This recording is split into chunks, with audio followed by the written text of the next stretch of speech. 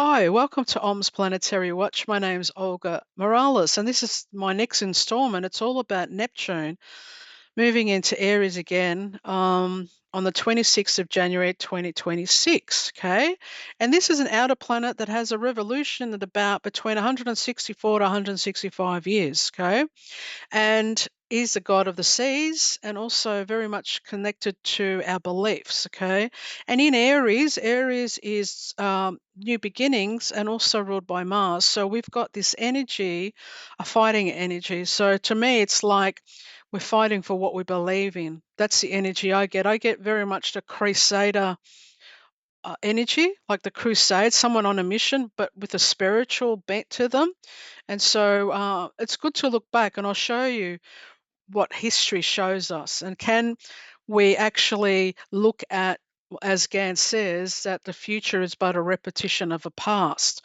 So if we go back to last time Neptune was in Aries, it was in 1861. And this was the time of the American Civil War. And it was like 2 days apart or something. It was unbelievable. And so this has also had an element of sea warfare, blockades, and became a major strategy at the time. Also in 1861 was the unification of Italy, consolidation into one nation. But to achieve that, they went through many wars, uprising, and battles. So it wasn't like it happened in that year. It was a lead up to that. Okay, so this is interesting because it's like one nation divides, another nation unites. Okay, same principle though. Conflict forges new identity. So, what about now? What can we say now in 2026 for the next 13 to 14 years? Okay, I always have to look back, but I'll show you a bit more. So, this is the actual chart on the 26th of January of Aries, Neptune moving into Aries. Okay, now, I've spoken already a bit about this in my previous videos, and if you're interested, I recommend you look back because it's not just the fact that Neptune moves into Aries. Soon, Saturn will move into Aries too, and that's on the 14th of February, but they will also form a conjunction. They'll be together on the 20th of February, which I've already done a video on. But the other thing about that, it's not the fact that they're just moving into a new sign, which is very important. It's the fact that they also come to the midpoint of Pluto and Uranus, okay? They also come to this midpoint at 0 degrees our 0 degrees and 1 degrees of Aries, okay? And so we've actually got four outer planets come to the Aries point, which is called the world point.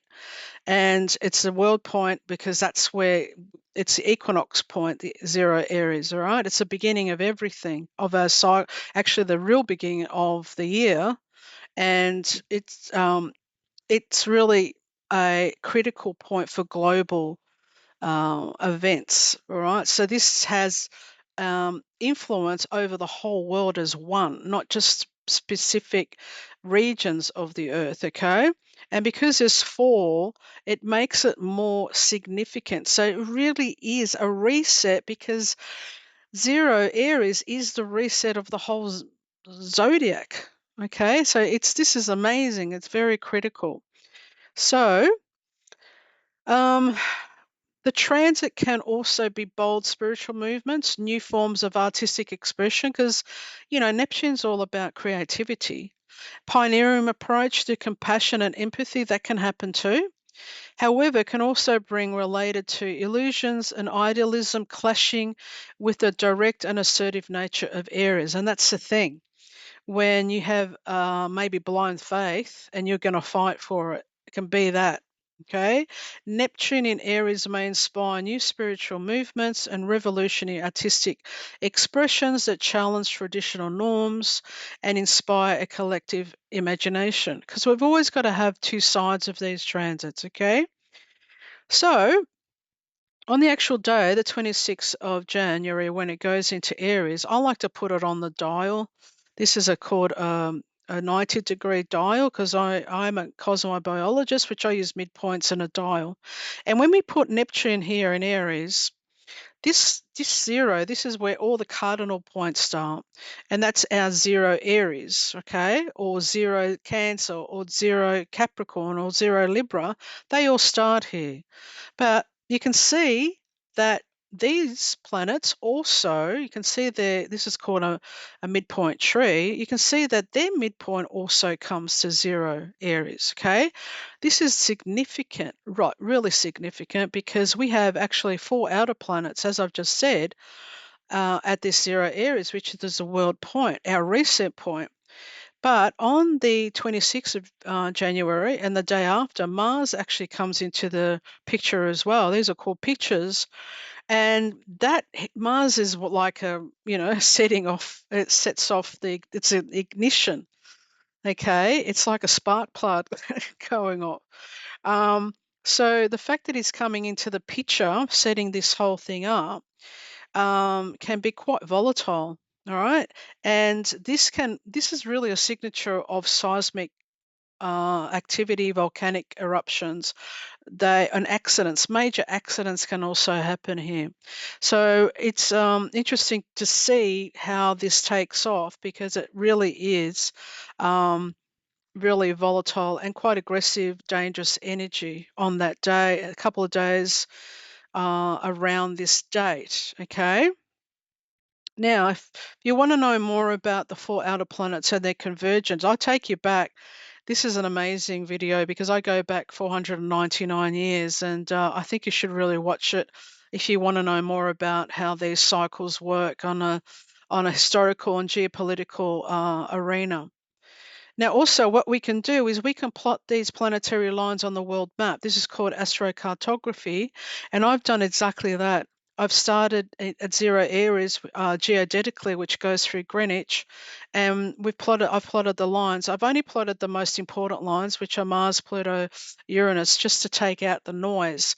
And you can see the lines going through very specific areas, which I've mentioned before. Okay, so we've got them going through China here and Southeast Asia. And remember, I said seismic activity. I know there's activity happening at the moment through the Philippines.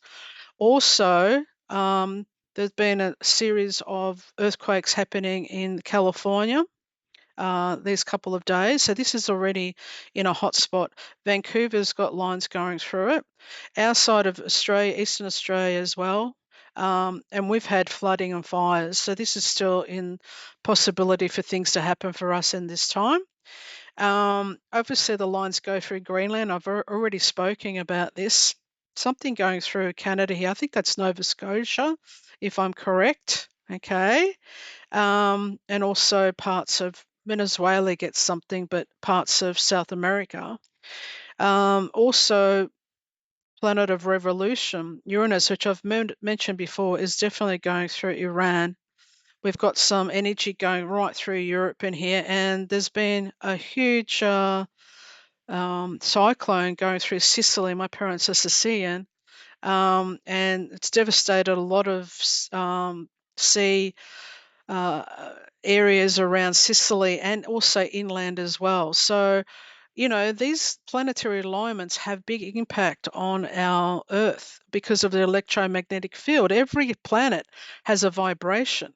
It has a inside it. It's got sacred geometry, and when they sort of all come together, it messes up things. It makes it erratic, and so this is why we have these um, global weather patterns. Like as well, we've had massive solar storm, geomagnetic storms from the sun spewing out a lot of solar flares and energy directed to the Earth. Now, the electromagnetic field of our Earth is thinning, and that's why we're getting aurora borealis and australis at like really low or high areas on the globe. It's coming up high in Australia. We weren't able to see them.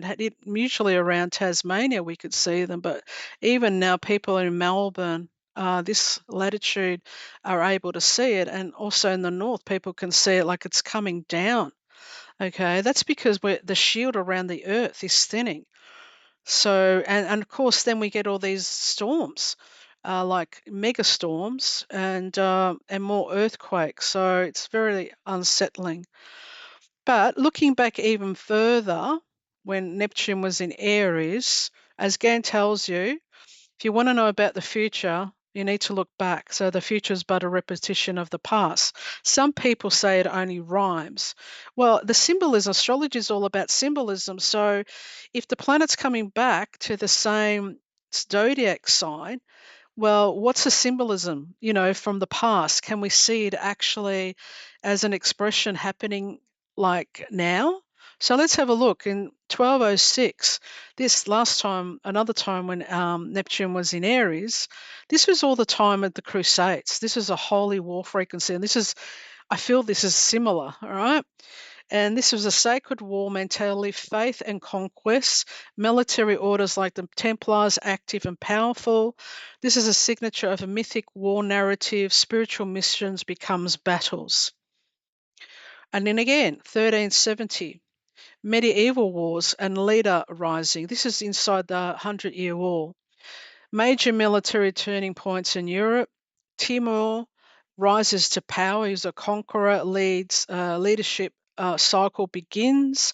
Signature war reshapes identity and the rise of a conqueror archetyped. Then in 1533, the Reformation and the New Order, the Renaissance shift. So England breaks from Rome, Henry VIII era transformation, Anne Boleyn is crowned, public myth making, new dynasty symbolism, spiritual authority splinters across Europe, and a signature bold rupture and new religious political religion begins. Then in 1697, this was the end of a major European conflict cycle. So this is a piece of Ryswick. I probably pronounced that incorrectly. So this is when the resets of border of power of balance was a series of treaties that ended the 9-year war between France, a grand alliance which included England, the Dutch Republic, and the Holy Roman Empire. It also showed a darker side of Neptune's side. That was the witch trail hysteria. This is when the witch hunts were happening. So the signatures conflict dissolves into a new order, agreements, and paranoia narratives. So we've seen, when you look at just key symbolism for Neptune, we've got ocean, obviously the sea, fog, illusion, and mass psychology. And Aries is all about war, ignition, conquest, identity, and new beginnings. So we've got core themes: fog of war, confusion, deception, propaganda, narrative warfare, ideological crusades, my course is sacred, border and territory disputes, fire and water, symbolism, storms, explosion, fuel, and smoke. Then we have all to do with the naval, because of the sea, the naval power, sea routes, blockades, shipping disruption, ports and trade choke points, Arctic, ocean, geopolitical. That's Greenland, fits in perfectly here. Oil and fuel narratives, and also gas, okay? Neptune rules gas, poisons, oil. So, what's the archetype here? What's the repeats? I can see belief and battle, ideology becomes action, new movements and new leaders rise, old structures dissolve and a new order is initiated. It doesn't repeat events, it repeats in a storyline. So we've seen war on the sea and naval warfare, new empires, new identities being forged, military deception, fog of war, spiritual warriors, holy wars, martyr stories, water and fire, storms, explosions, oil-related fires. Like there could be a fire in an oil refinery out at sea, something like that. Energy wars, oil, fuel, gas narratives, and conflict. Arctic routes, strategic waterways like Greenland fits this symbolism really well. Okay, so Neptune in Aries doesn't just bring war, it brings wars of belief, wars of narrative, and the rewriting of nations. It's a complete reset. So we need to watch for shipping routes and trade, propaganda spikes, border territory stories, which we already have, energy, oil, gas narratives as well. So, thank you for listening. And my name is Olga Morales, as I just said. So, this is pivotal again, for us to look back and like I've just done a little bit. You might want to find out more things that happened in those years that I've pointed out and put it in the comments because I do love getting feedback from my videos. So, thanks for listening.